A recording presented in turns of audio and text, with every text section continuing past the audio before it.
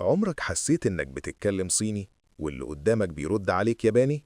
نفس الموقف، نفس الكلام، بس ولا واحد فيكم فاهم التاني.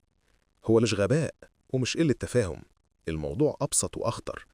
إحنا كل واحد فينا عنده نمط تفكير مختلف، في اللي بيفكر بالعقل والمنطق، في اللي قلبه يديره.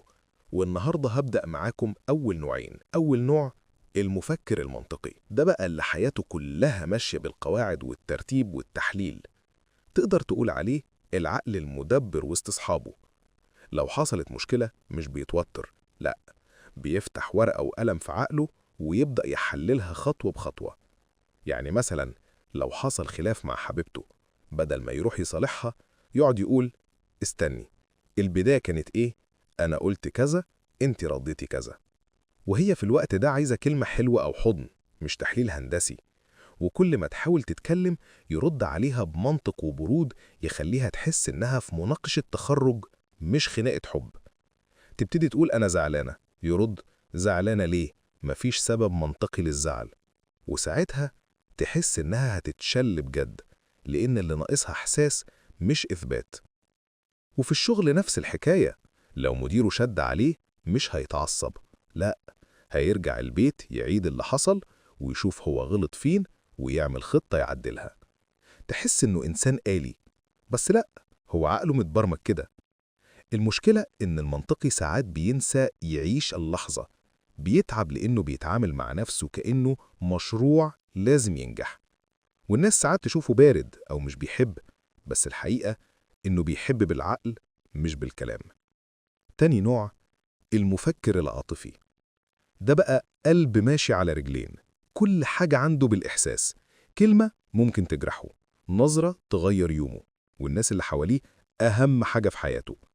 مشاعره مكشوفة، أي حد يقدر يقراها من على وشه. تخيل مثلا صاحبه ما ردش على رسالة بقاله يومين، المنطقي هيقول: أكيد مشغول. لكن العاطفي يقعد يفكر: هو زعل مني؟ قلت له حاجة يمكن ضايقته من غير ما أخد بالي؟ ويقعد يلف ويدور في عقله كأنه فيلم درامي. وفي العلاقات العاطفي بيحب بكل كيانه، بس ده معناه إنه بيتأذي بسرعة جدا. أي تغيير بسيط من الطرف التاني يخليه يشك في نفسه. لو شريكه اتأخر في الرد يومه كله يتعكر. لكن هو في نفس الوقت أحن وأطيب شخص ممكن تقابله، هيفهمك من غير ما تتكلم، وهيقف جنبك في وقت الكل يسيبك. بس لازم يتعلم يحط حدود، لأن مش كل الناس بتقدر مشاعره زي ما هو بيعمل.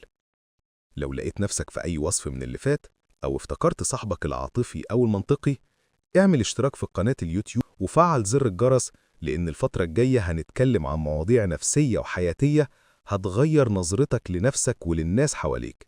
وما تنساش تعمل شير للفيديو وتمنشن حد أول ما سمعت الوصف قلت: ده هو بالظبط.